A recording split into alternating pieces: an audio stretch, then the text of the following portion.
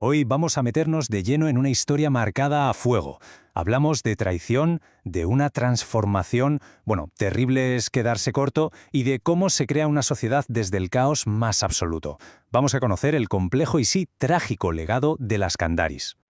Y esta frase, ¿qué frase? Esto no es una simple cita, ¿no? Es una profecía, una que pronunciaron los sabios de un pueblo que estaba a punto de desaparecer, y se cumplió de la forma más brutal que se pueda imaginar. Es que justo aquí, arranca todo. Una historia de conquista, de desesperación y de un renacimiento, de un renacimiento monstruoso.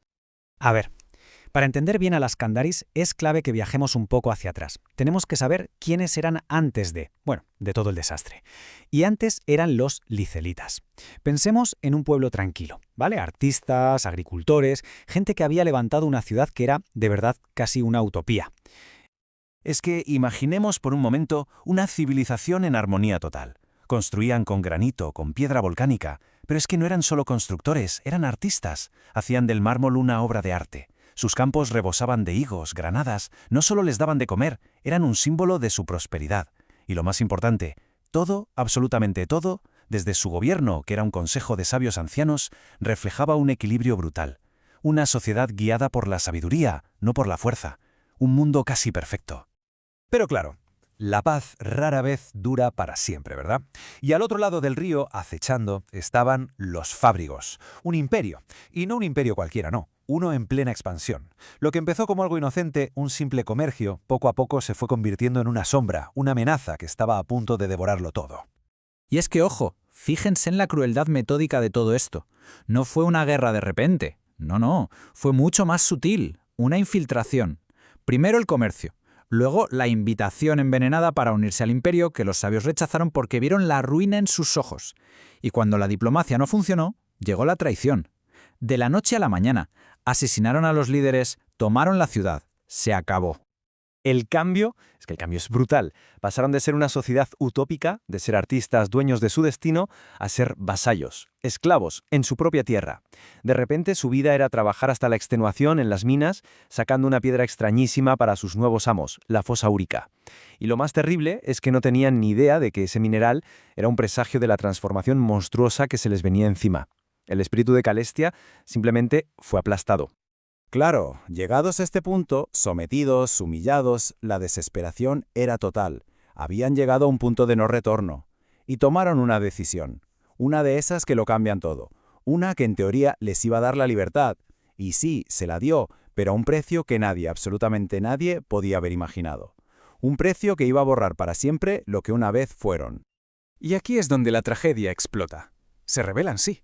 Y en esa rebelión, desesperados, hacen un pacto. ¿Con quién? Con un dios. Pero no uno cualquiera, un dios loco. Les prometió libertad, pero el trato tenía truco. Lo que recibieron fueron 4 bendiciones. 4 maldiciones, más bien. Sus mentes, sus cuerpos, sus almas, todo se retorció de una forma horrible. Se convirtieron en otra cosa, algo aterrador. Y al verse horrorizados, los que quedaron abandonaron su ciudad en ruinas. Huyeron de su propio hogar. Y este es el momento clave. El punto de inflexión definitivo. Ya no eran laiselitas, ese nombre murió con su ciudad. Ahora eran las Kandharis. Y no eran un solo pueblo, no. Nacieron ya divididos, fracturados en 6 tribus. Y la semilla de la guerra entre ellas ya estaba plantada desde el primer día. Y bueno, de las cenizas de Calestia, las Kandharis levantaron algo nuevo. Pero que a nadie se le ocurra pensar en otra utopía, ni de lejos.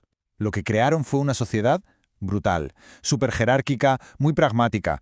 Una sociedad diseñada para una sola cosa: sobrevivir. Sobrevivir en un mundo que ahora solo entendían a través del dolor y de la fuerza. A ver, esta nueva sociedad es una pirámide, clarísima. Y en la cima ya no hay un consejo de sabios. ¿Qué va? Ahora manda la guerrera más fuerte, la matriarca Akaiwa. La fuerza brutal por encima de la sabiduría. Justo por debajo, el gran chamán Piachi, el líder espiritual. Y de ahí para abajo todo muy estructurado. La nobleza guerrera, la casta espiritual, la militar, hasta llegar a los pelajes duros, la gente del pueblo. Y en lo más bajo de todo, los esclavos, los siervos piuna. Aquí cada uno tiene su sitio. O eres útil para la supervivencia o no eres nada. Su cultura se sostiene sobre 2 pilares. El primero, una lección aprendida a base de golpes. La adaptabilidad. Lo tienen clarísimo. Sus antepasados, los israelitas, eran pacíficos, pero también muy rígidos en su forma de vida. Y mira cómo acabaron. Para una Candaris, no saber adaptarse no es un defecto, es una sentencia de muerte. Es repetir la historia. Y eso, ni hablar. El segundo pilar es una justicia que nace, como no, de la traición que sufrieron. Lo llaman ojo por diente. La lógica es aplastante. Los fábrigos los traicionaron y se fueron de rositas. Pues en su nueva sociedad eso no pasa. Cada acción tiene una consecuencia igual de fuerte. Aquí el perdón se ve como debilidad. Y la venganza, ojo, no es algo personal. Es una obligación. Un acto público para que a todo el mundo le quede claro que aquí nadie se libra de pagar. Así que, en resumen, ¿qué es lo peor que se puede ser en esta sociedad?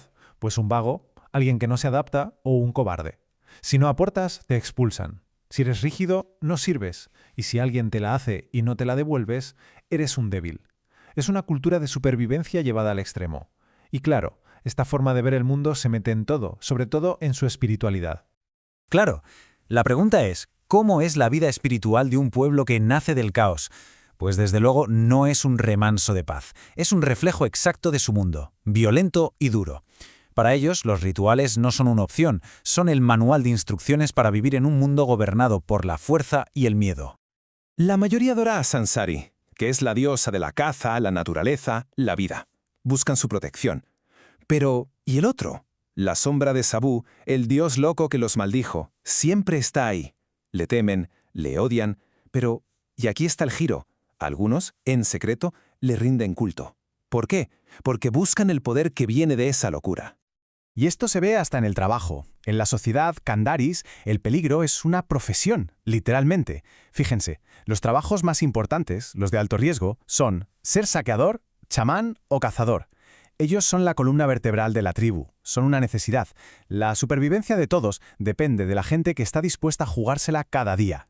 Y como decíamos, todo, de verdad, todo se rige por rituales. La caza, el combate, quién va a ser el próximo líder, todo. Y no son ceremonias vacías, son la forma que tienen de poner orden y, sobre todo, de demostrar lo que vales. Un ejemplo perfecto es el duelo a limpio. Imaginen la escena. Hay una disputa, pues se lanza un desafío. Llevan a los dos a la arena, y allí les quitan todo. Armas, armaduras, ropa, y a pelear. Solo con sus cuerpos. ¿Hasta cuándo? Hasta que uno de los dos quede inconsciente o muerto. Es la prueba definitiva. Valía personal en estado puro. Pero es que esto llega hasta la cima del poder. El poder en esta sociedad no se hereda, se conquista, se arrebata. Para ser la nueva matriarca tienes que desafiar a la que está en el poder a un ritual de muerte casta. Y el nombre lo dice todo, solo una sale viva de la arena. El liderazgo se gana con sangre y se mantiene sabiendo que cualquier día alguien puede venir a quitártelo de la misma forma. Y al final, después de todo, nos queda una gran pregunta, ¿no? Este pueblo, nacido de la ruina, creó una cultura de supervivencia implacable. Pero, ¿puede una sociedad diseñada para sobrevivir a sus enemigos evitar destruirse a sí misma desde dentro?